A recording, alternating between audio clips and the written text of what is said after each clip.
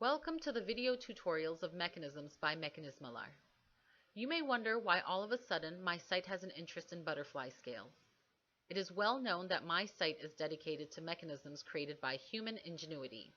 However, more than a year ago I came across a close-up picture of a butterfly's wings and its scales. I was amazed that the butterfly had such a beautiful device on their wings. I would like to emphasize the term device. I have known since childhood that butterflies had scales. Also, the scientific name of a butterfly is the combination of the two ancient Greek words scale and wings, lepidoptera.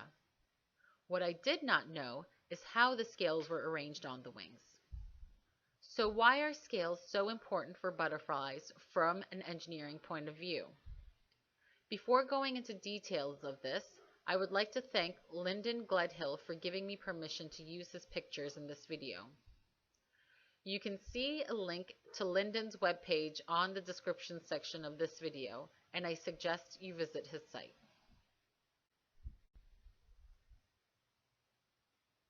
I believe that the butterfly's scales evolved initially just like a bird's feathers for thermal insulation.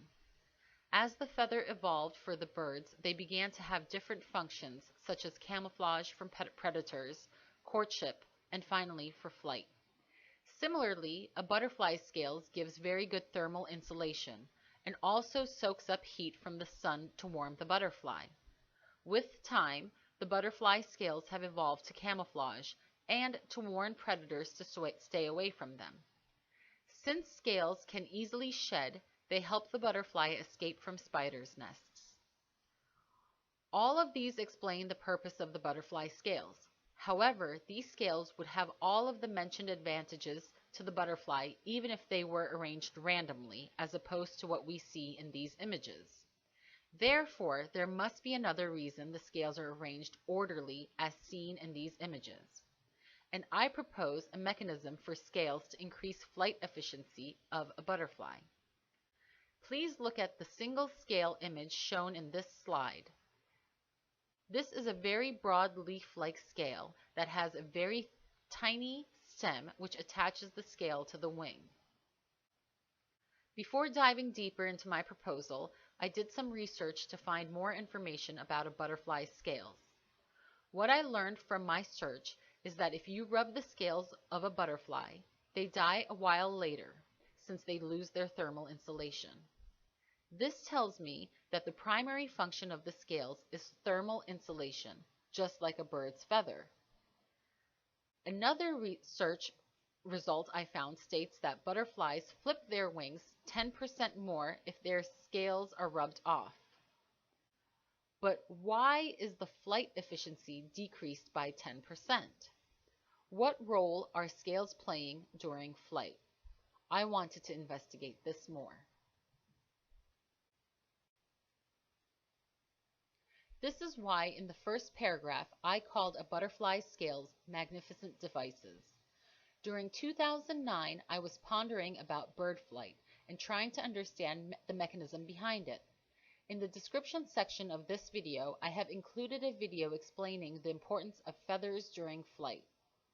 While I was pondering about flight and feathers relationship, I made some models to understand it. Here are the two images of these models. Can you see the resemblance of these models to a butterfly scale? The only difference is the size of the scales are very small for the butterfly, but the scale arrangement got my attention, and here is why. Butterfly scales, just like my scale model, are passive devices. This means that the scales move in a certain way as a result of the wings flapping, as seen in this animation. When the wing moves up, the bottom scales of the butterfly open to receive air. As the scales are closing, the top scales push the air backwards. The opposite of this happens when the wings are coming down. The air ejected out between the scales plays three important roles. The first is that the air motion due to the scales pushes the butterfly forward. Most of the images I see close up of the scales shows that they are arranged parallel to flight path or toward the edges of wings. Also, the grooves of the scales are arranged that way. This is an indication that they are closely related with the flight by pushing air to give the butterfly a push forward. The second is that the air on the scales is moving. Air moves on each scale by the air ejected from the previous scale. This is a very important phenomenon. Moving air on each scale means that drag on the wing will decrease substantially.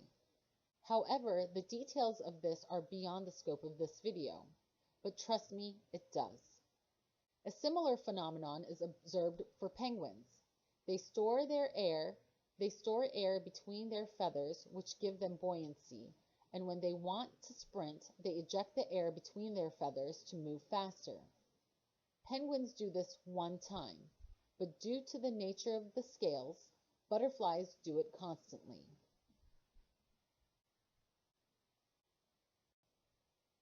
The third is that the air movement due to scale motion happens very intensively when the wing flap action changes direction.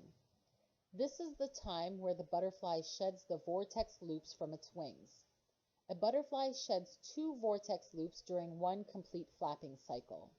At the end of the downstroke, a strong red vortex is shed from the wings, and at the end of the upstroke, a less intense blue vortex is shed backwards from the butterfly. The 2 distinct directions of these vortices may explain the erratic flight path of a butterfly. Is it a coincidence that shedding of vortexes just happens when the airflow due to the scales were intense? I think it's closely related to shedding one vortex while starting the second one. I made this animation from scientific paper published by 4 Japanese scientists. My apologies if I'm saying their names wrong, but they are Masaki Fujiwaki, Taichi Kuroki, Kazuhiro Tanaka, and Takahide Tababa. I'm very confident that the scales of a butterfly are flapping as I proposed and as I have described above. However, I do not have any way to prove that the butterfly scales are moving this way. My only option was to create my own butterfly wing model with scales.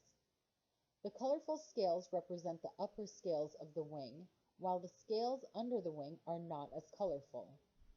The external video link I'm going to display at the end of my video shows how the scales behave during flight while the wings are flapping.